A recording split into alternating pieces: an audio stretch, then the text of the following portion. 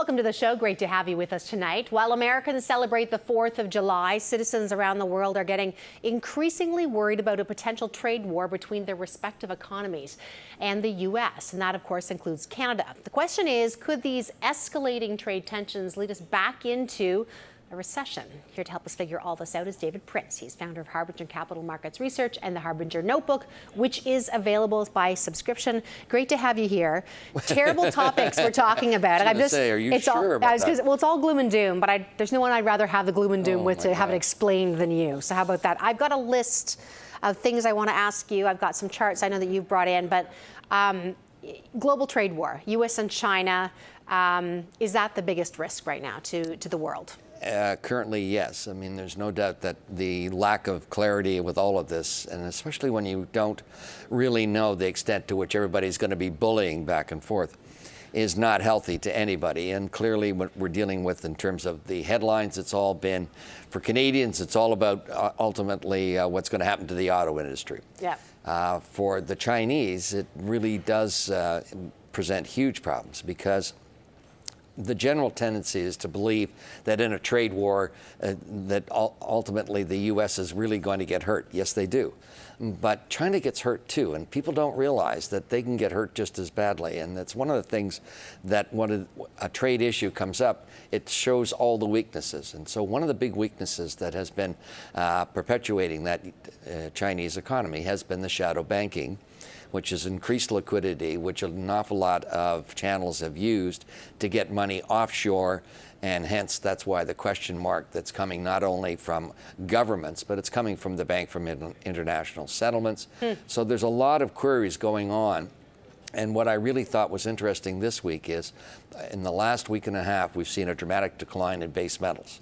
For the American economy to be as hot as it is, and of course the perception that the Chinese economy is as hot as it is, we shouldn't be seeing this type of sell-off in the pricing of the metals, in particular the copper price. So that's happening because? And because there's a slowdown. The orders, we've built up an awful lot of inventories. I mean, our own case, in Canada, we're back to inventory to sales levels that we haven't seen since 2009 when we were in a recession. So we have really built them up. But that's because people were scared, and now where's the next level of new orders coming in? Yeah. And what we found in Canada, and just to bring it back home here, is our level of sales has really diminished. So there's definitely already impact, big impact that's happened because of the tariff threats. Now that we've decided to play the game of chicken, and to me this is what really annoys me the most, the fact is that we're having this real concern about what is going to happen to pricing, right? Well, you're doing it. You're self-inflicting your own wound with an awful lot of these pricing. So that begets raising rates. Well, this is why this curve is doing what it's doing. So I want to show that yield curve. And to put it, this is the spread. And it's a really useful indicator, but people have looked at it repeatedly. And when you look at that longer-term chart, that is the difference in basis point between 10-year yield and 2-year yield. And the key to it is when it goes below zero, as it did back in 2007. You could tip into recession. You could tip into recession, and it's really important that you look at it from that standpoint. But I find it fascinating. If the Bank of Canada is so worried about inflation, which is what the headlines seem to be, that justify the probability of a rate increase, then let's take a look at that, because we're getting the long end of the curve, which is not responding. So long rates should be going up an awful lot faster than what they are. And in fact, what's happening is the expectation is for at least a rate coming up in July, and then some people are talking about an additional rate. Well, good luck. Yeah, we were mentioning, I think earlier on, we'll talk about this in a second, but the chance of a rate increase has gone from, I think, in the 40s last week up to the 80s. Yes. No, it's definite that people have got, well, that's what he said. So now we're playing a silly game, and I'll digress for a second. Yeah. But here we have the central banker who says, I'm not going to be data dependent, but then all of a sudden he's data dependent. So you tell me what he's looking at. And, oh, by the way, I'm not supposed to be political. But to me, if we raise rates, what does that hurt the most? In fact, the biggest debtors, of course, are the government. So who's it going to hurt? Taxes.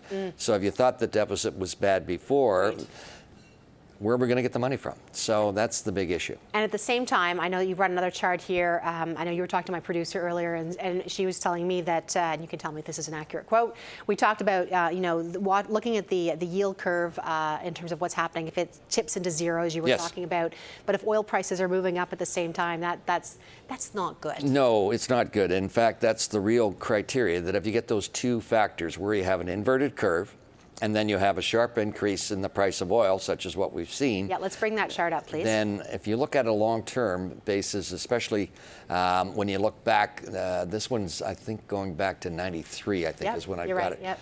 So what you can't see there because they're little blips, but you'll see the first little notch as you go along. That was in 98, 99, and of course in 2000 at the end we were starting to get a recession. What really is notable is the big takeoff that we took in 2007 and 8 in the big move up into 2009, and of course it was immediate what happened in that case. So be very careful about this, and the reason it has a two-pronged approach is Canada is importing the very expensive oil, which is running off of West Texas, but more importantly is running off of Saudi Light, which is much higher. Expensive and selling low. That's not a good formula in terms of helping the economy. So when you look at that combination, the percentage increase really heightens for a recession within the next 12 months. And that's more and more people are starting to look at those factors.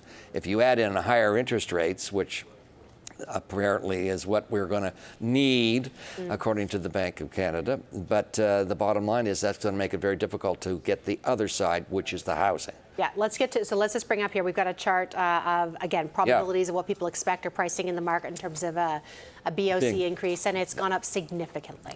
Yeah, I think this is the big issue, that when you look at a long-term chart of the bank rate, it's pretty low. And then it was maintained pretty low, as we know, in that period from the recession. And we did that, obviously, because they were trying to reliquefy a Canadian market, but it wasn't as bad as that of the rest of the world because our banking system wasn't in jeopardy. Now what it's done, though, is it's created this monstrous debt. And one of the big things that came up over this last couple of weeks was people were starting to notice the great increase in bank indebtedness with new issues that they brought to the market. Well, if you're anticipating higher rates and less liquidity, obviously you're going to get as much money as you possibly can. So they've secured a lot of money in the last 2 months. And that's fine for them, but it's not very good for the consumer because right now we've already seen him stumble on retail sales, and clearly his indebtedness is something that is prohibitive, and yet the Bank of Canada used that as an excuse earlier not to raise rates. So let's see how they jawbone this one coming up. All right, stay with us when we come back. We're going to talk about the impact of all of that on the loonie, on housing, and what David sees there. You're watching Money Talk. We'll be right back. Welcome back. We're here with David Prince from Harbinger Capital Markets Research. We've been talking oil, yield curves, Bank of Canada. None of it is actually looking very pretty right now, just to sum it up. But I want to get from you, if I could, outlook for the loonie, outlook for housing, recession, is it coming? Okay. And then if you could leave us anything to cheer us up, that would be nice too. So let's start with the loonie. What do you see? So what we saw in the last couple of days was renewed strength of the loonie because more and more people are betting, of course, that there's going to be this rate increase.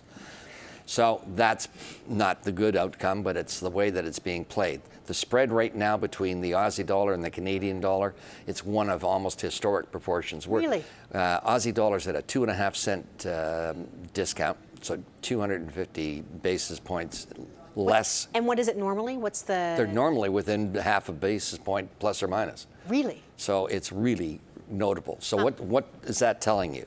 So the Aussie is looking at no rate increase and a slowdown in China, which is very dependent in their economy. Whereas even though they've got higher rates than we do in Canada. Whereas Canada, people are believing that the bank's going to go through, but the more important aspect is that the people are believing the U.S. Fed is going to continue to raise rates. And so that puts a little different pressure on us. And my argument here is if we get higher rates there, we cannot follow them. Because if we do, then we're going to get ourselves definitely into a recession. Yeah. Housing. Some interesting numbers came out today. I'll just briefly catch up with them. You know, Vancouver sales numbers. I think this was for, was it June or was it May? This is June. June. Year over year, down 37%. Exactly. Month over month, down 14%. Yeah. I'm not sure if that's transactions or prices. I'm thinking probably transactions. Transactions. So is this Price is still up year over year. Is this a harbinger of things to Oh come? my Not to God. use your name, but Well, the big problem with it is that an awful lot of people were looking for a rebound and expected that it was going to get better. That's the part that's good for buyers is we've got more supply coming on.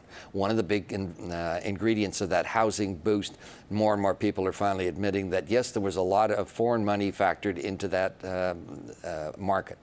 That's very true. We're starting to get more and more reports, particularly reports from just the banks themselves.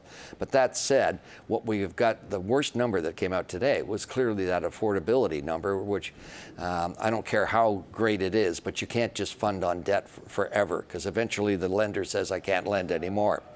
And that's really where the big issue is in terms of the pricing. So they're going to be on pause, it looks like to me, over the summer is what I suspect in terms of the housing prices. But in terms of the overall housing activity, this will be painful. You've got much higher costs on lumber. You're certainly going to get an awful lot of costs that are going to be increased because of taxes and city taxes especially.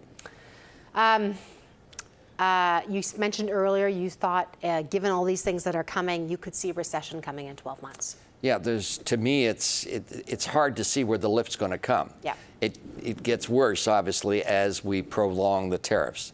If our man in Ottawa decides that he wants to play tough with Trump and he continues to battle, which only hurts the Canadian consumers, and then prolongs the agony, he said already he's going to be picking up the loss to our companies. Well, I think you're going to have a gentleman on that will talk about that. And I think that that's a really important aspect to understand, that you can't just subsidize all these companies forever. A classic example today was now we got to return all these streetcars to the subsidized Bombardier. Stop it. It's got to stop, and that's the only way. But for me right now, I'm looking at Canadian utilities, and I'm looking at the intersensitives, because I think that those companies will end up coming out of this in better shape. The reason I'm saying that is because today, look at, we had Enbridge make that big sale. That actually puts them in better shape. I will tell you, 3 weeks ago, I wouldn't have given you a plugged nickel for any of those assets. A lot of new cash on the books now. So that takes away some of the pressure. David, always a pleasure. Again, don't love the message, but certainly love the insight. Thank you so much. Thank you. David Prince, he's founder of Harbinger Capital Markets Research, and he joined us in studio.